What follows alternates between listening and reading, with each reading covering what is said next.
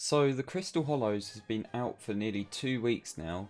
People are still exploring, trying to obtain all the new items and find a new efficient money making method. This is why I thought it would be a good idea to make a complete beginner's guide to the Crystal Hollows, telling you everything you need to know so that when things such as new money making methods are discovered, you can prepare and make the most of them. So what exactly is the Crystal Hollows?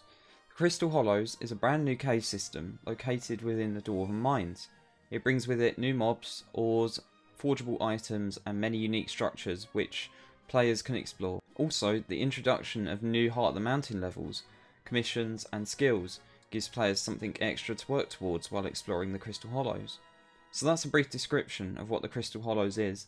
Now let's talk about how you can access it and what is required to begin your journey through the Crystal Hollows. To gain access to the Crystal Hollows, simply head into the Dwarven Mines and talk to Gwendolyn in the village. Note, you will need at least a Heart of the Mountain level 3 in order to access the Hollows, which can be easily obtained by doing commissions in the Dwarven Mines. Now once you have Heart of the Mountain 3, you can enter the Crystal Hollows by talking to Gwendolyn, but before you do that, I'm going to tell you what tools you should take before you enter. So before you enter, I would strongly recommend getting the titanium pick from Babu in the Dwarven village. This is because it is one of the cheapest picks you can get, and also has a breaking power of 6.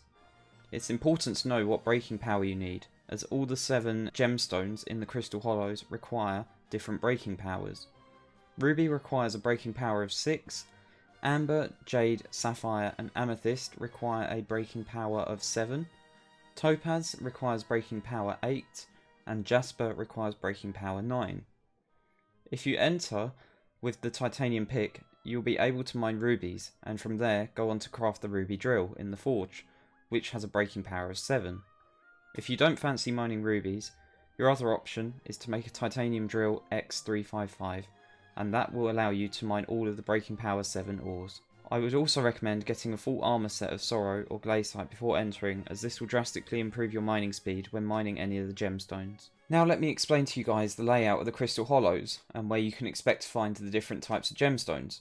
Upon entering the Crystal Hollows, you will spawn in a completely random location. Now, to explain where certain locations are, I've made this image which will hopefully help you guys visualize where you can find everything.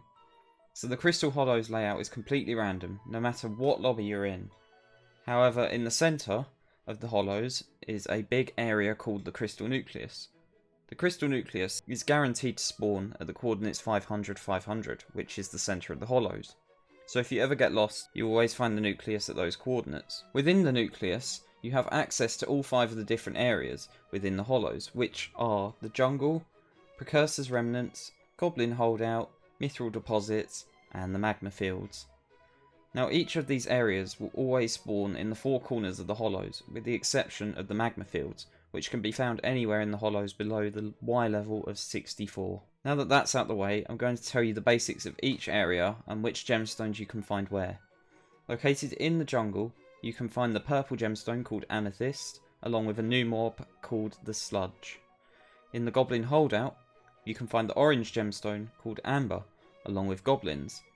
In Precursor's Remnants, you can find the gemstone called Sapphire, the blue one, along with a new mob called Automatons. In Mithril Deposits, you can find the green gemstone, which is Jade, and you can also find a new mob type called the Team Treasurite members. And lastly, in the Magma Fields, you can find the yellow gemstone, which is Topaz, and there is a new mob called Yogs. Now there are 2 exceptions, and they are the red gemstone and purple gemstone, which is Jasper and Ruby. Ruby can be found anywhere in the Crystal Hollows, like literally anywhere, and Jasper can be found only in a specific structure which is called the Fairies Grotto, and again this structure can spawn anywhere in the Crystal Hollows. So yeah guys, I think that's going to wrap it up for this video. I've covered the basics and hopefully it's helped you out. There are a lot more things that you can do in the Hollows, such as collecting the 5 crystals and doing commissions, which I'm going to be covering in another video as these are more complicated, so keep your eye out for that. Anyways, that's it from me. I hope you've enjoyed, and I'll see you all in the next one. Bye!